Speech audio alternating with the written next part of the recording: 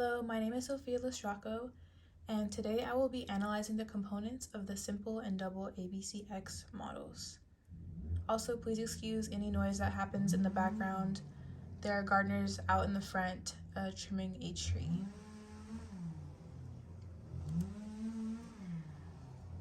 Okay, so in 1958, Hill developed the ABCX model to analyze stress and coping within families. This model focuses on A, the crisis precipitating the event or the stressor. B, the family's crisis meeting resources. C, the definition the family makes of the event. This is also known as the family's perception. And X, the crisis. A, B, and C work simultaneously, thus affecting the family's ability to deal with X, the crisis. The crisis precipitating the event or the stressor. So a stressor is a situation for which the family had little to no preparation. These stressful events or situations affect families differently depending on the hardships that accompany them. For instance, changes in income, loss of a job, inadequate housing, family illness, death, divorce, etc. The stressors can also be positive ones, including marriage, winning the lottery, a new baby in the family, and more. B, the family crisis meeting resources. A more appropriate term for B would be the family stressor meeting resources, since it's after the stressor and before the crisis. This is where family resources come into play. When a family has sufficient and appropriate resources, they are less likely to view the stressful situation as problematic. These resources include traits, characteristics, or abilities of individual family members, the family system, and the community. More specifically, an individual resource could be financial, educational, health-related, or even psychological resources. The resources determine the adequacy, also known as crisis proofness, or the inadequacy, also known as crisis proneness of the family. C, the definition the family makes of the event. C is how the family interprets the event and its hardships. In other words, the family's appraisal, perception, and assessment of the event. An individual's perception of the event is very important in determining the family's response to the stressor event.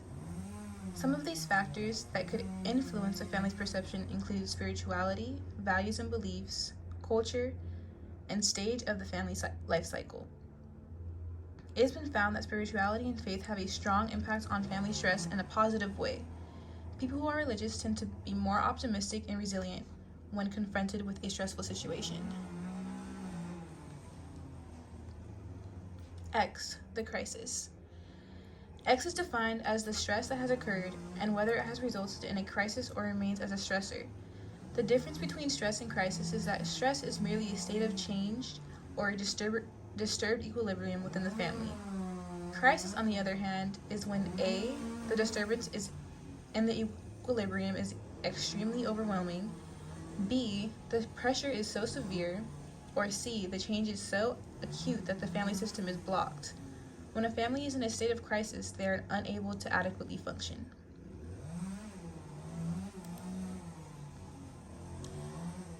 Now we'll look into the double ABCX model. McCubbin and Patterson decided to expand on Hill's version of the ABCX model and created the double ABCX model of adaptation. The purpose of this model is to describe the impacts of crises in a family by taking into account the family's abilities to overcome stressors over time and adapt. Family adaptations is the central concept in this model.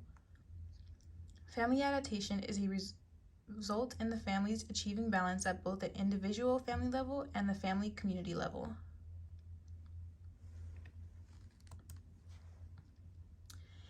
AA, a pileup of demands. A pileup of stressors is essentially what it sounds like.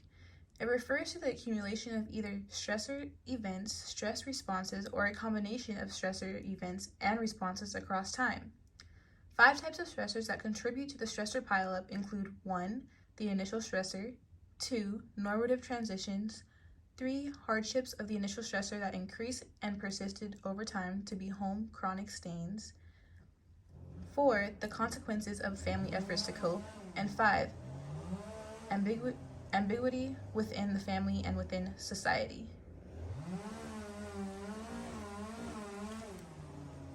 BB. Family adaptive coping mechanisms and resources. Resources that existed pre-crisis as well as the ones that were developed to be used to cope with the initial crisis. 3 types of resources that affect family adaptation include family members' personal resources, the family support system, or the family system internal resources, and social support. Some examples of existing resources could be family, friends, religion, mental health, professions, and more, while new resources could be new communities, clubs, increases in self-esteem, etc. CC. Perception. The family's perception or definition of the crisis, pile-up, and existing and new resources. When the C factor is positive, families are able to cope and adapt. Adapting allows the family to find a new meaning that aids them in clarifying the issues, hardships, and tasks to render them more controllable and responsive to problem-solving efforts. XX. There are 2 types of adaptations a family can undergo. This includes bone adaptation and maladaptation. Bone adaptation is positive and includes strong family integrity, individual development that is enhanced, an enhanced family unit, and family independence and control of environmental influence.